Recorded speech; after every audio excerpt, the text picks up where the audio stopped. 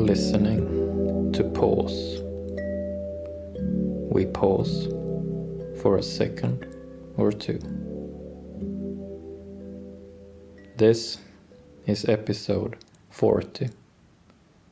When to pause.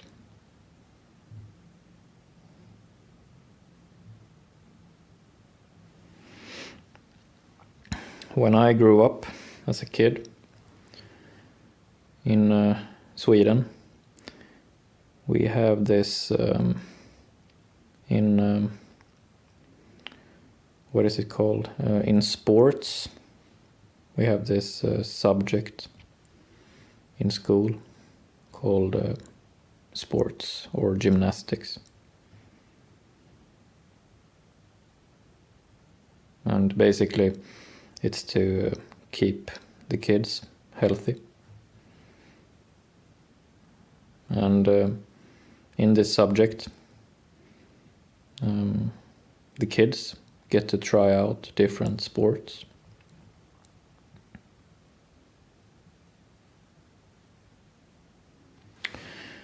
And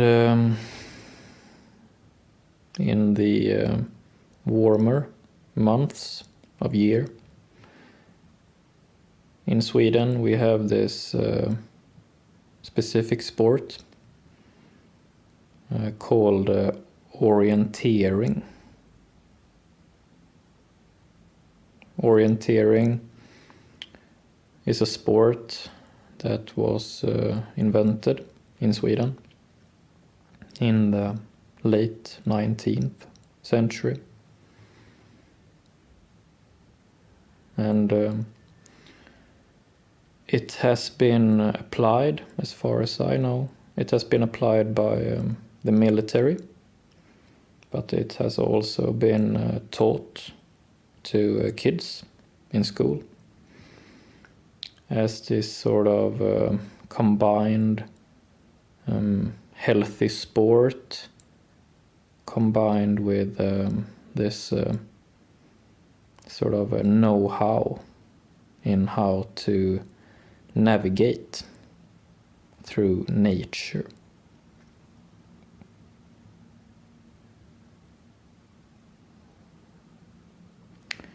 In this sport of orienteering, the goal of the sport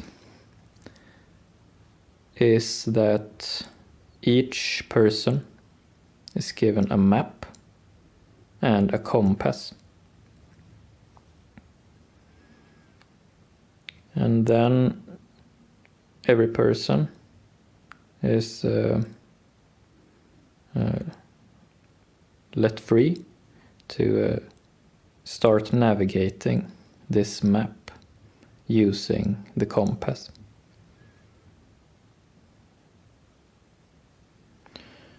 And the sport is set in the forest. So individually, each person, each kid is going out in the forest by themselves with a map and a compass. And on the map is marked a number of checkpoints. Normally around maybe 10 to 20 checkpoints.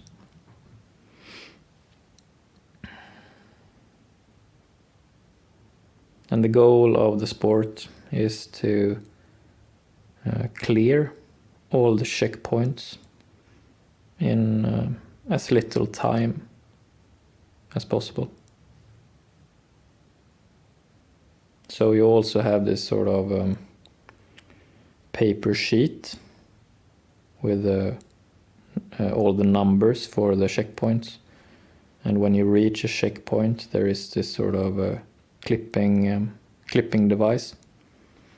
So you can clip or stamp your card to show that you have been at the particular checkpoint.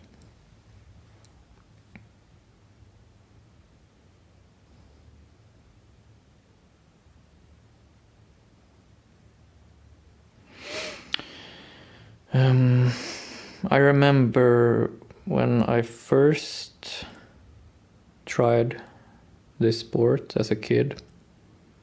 I don't know how old I could have been, maybe 8 or 9 years old, I don't know. Something like that. And in the beginning, my thought, and most of the kids thought, maybe perhaps even the boys thought more than the girls, but many of us thought that the goal was to run as fast as you could, to just, get a general idea of in which direction to run, and then just run your fastest. Because the goal of the sport is to clear the checkpoints in as little time as possible, right? But as you get familiar with this sport, you quickly realize that running your fastest is the fastest way if you want to get lost.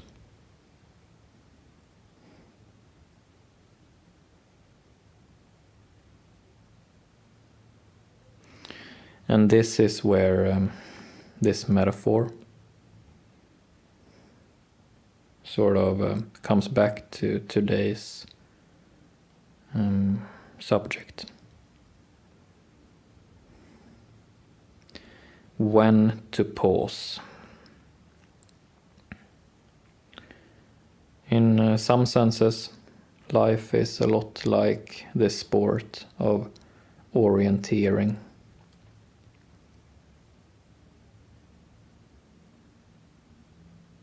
We have this internal image of life as a map, and we navigate through this map,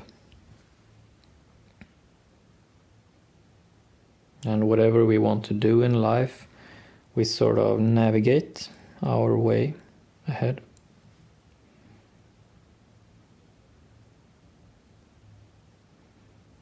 And we have this compass with us,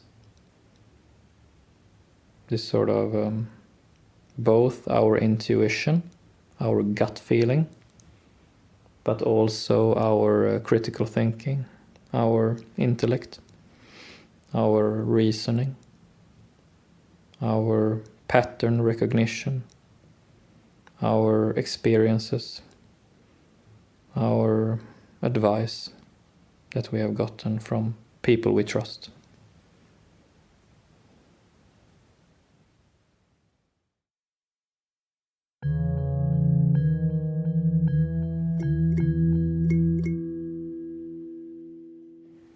Whenever I was in the forest doing orienteering, the first couple of times I paused and looked at the map.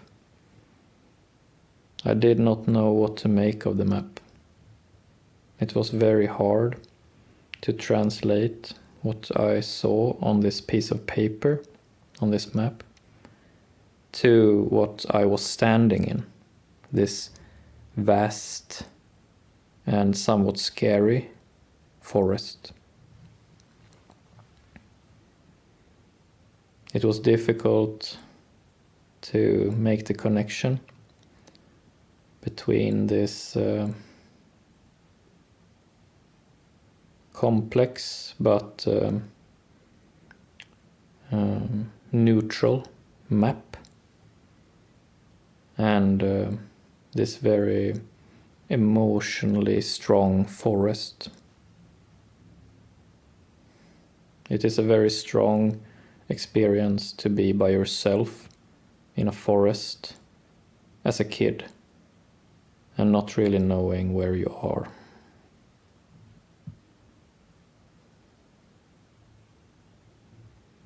I think that this sport is a great sport to teach kids, to give kids a concrete experience of feeling lost in something vast and something unknown.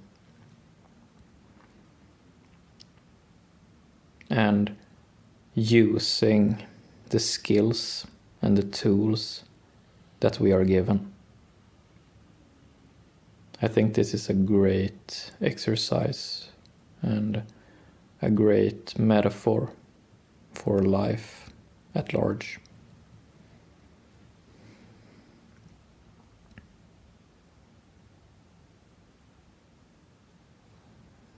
So,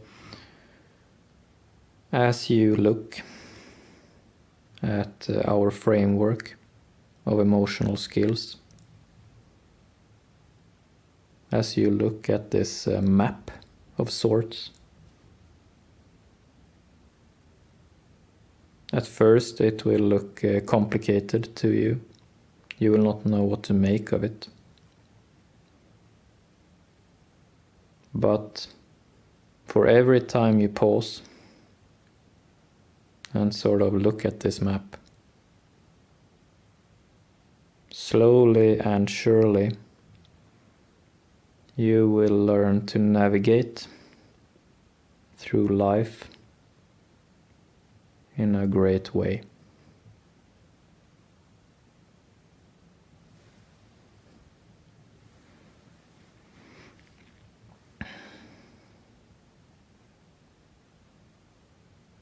As I have developed this framework, this map of emotional skills,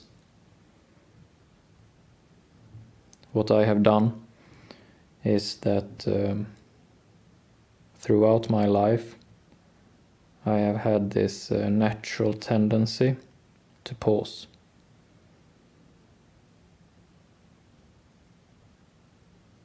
I've had this natural tendency to pause, take a slight step back, and just think about where I am and what is going on here.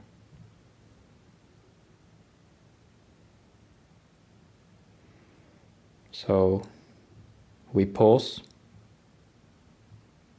we take a slight step back, or just stand where we stand and just contemplate for a bit. Where are we standing and what is really going on here emotionally? What is important here?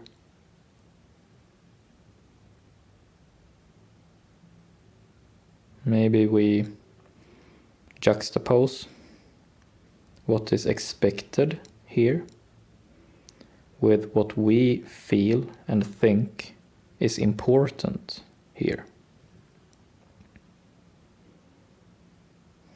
How do these two simultaneous truths match up? What is expected here and what we know is important here. And how do these two truths sort of communicate with each other? How do these two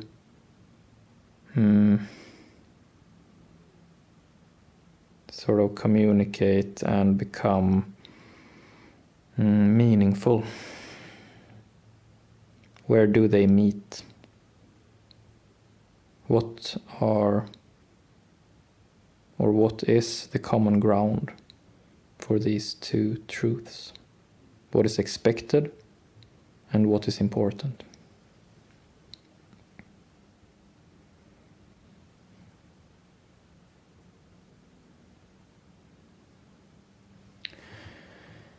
Just as the kid in the forest with their map and compass,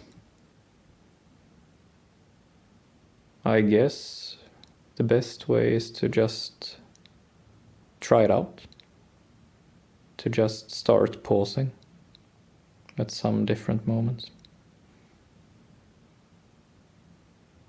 and see if you might recognize something.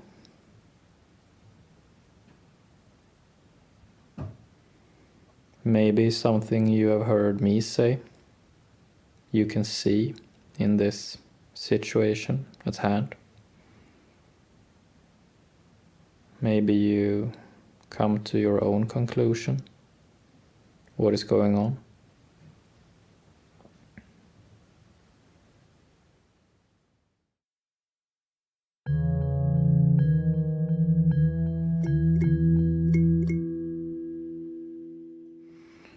When to pause.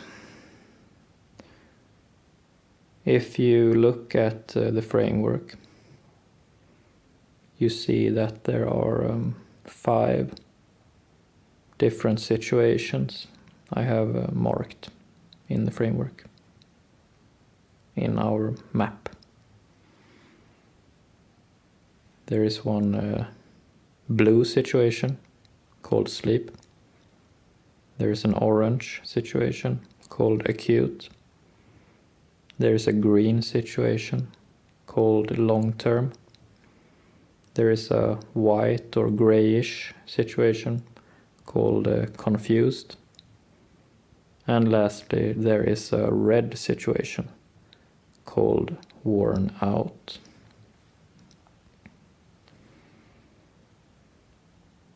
And these 5, to use our map metaphor, these 5 are sort of like different vegetation in nature. So maybe if you're looking at your map, you have these yellow fields, the green forests, the blue water, the gray rock, and what could you have more? Maybe some black buildings.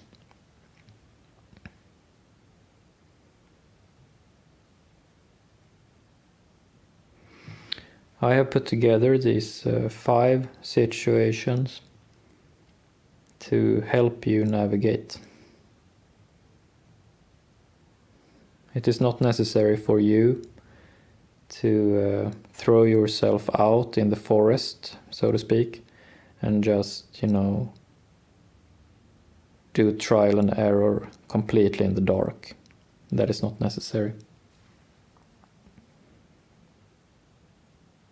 Due to my natural interest in pausing and developing emotional skills, due to my natural interest in these things, there is a lot of trial and error that I have already done for you.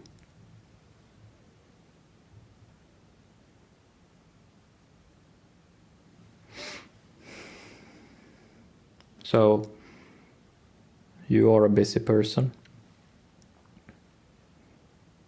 You have an important job to do. So maybe you don't have the time to do that much trial and error with pausing as you would have liked. And that is why I put together this framework, this map, so that you can make use of pausing and develop emotional skills in the setting of your ambitious life, in the setting of you having a job to do, or multiple jobs to do.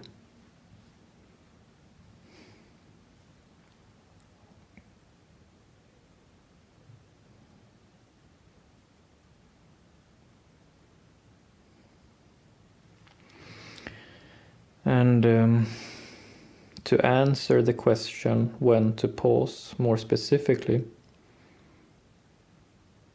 it is efficient to get to know these 5 situations and learn to recognize these 5 situations in our own life.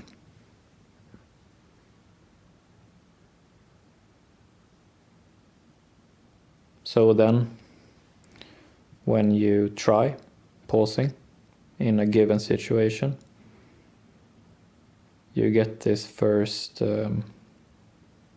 discernment of what kind of situation you are in.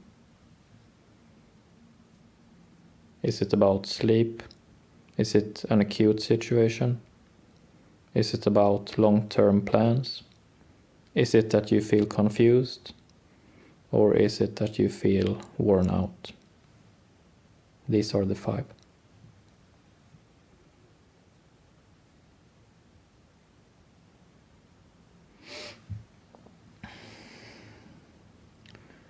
And as with anything that is complex, to develop emotional skills is complex, and it takes time to learn. So I would recommend that you just keep listening to this podcast, keep studying this material, and slowly and surely you will learn about this map. You will learn to speak this language, so to speak. And after a while, it will become second nature to you. And you will not need to look at the map as much.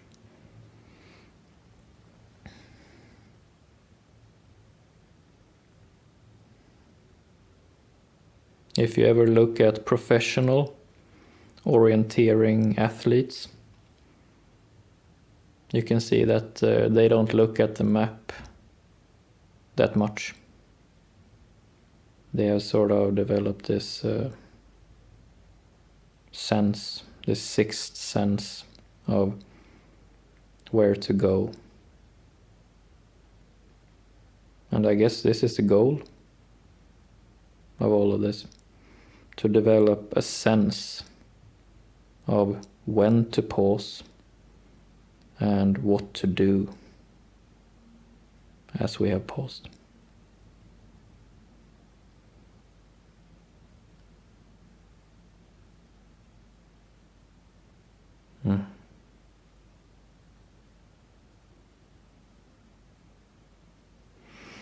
It is a nice feeling to feel like we know how to navigate through life.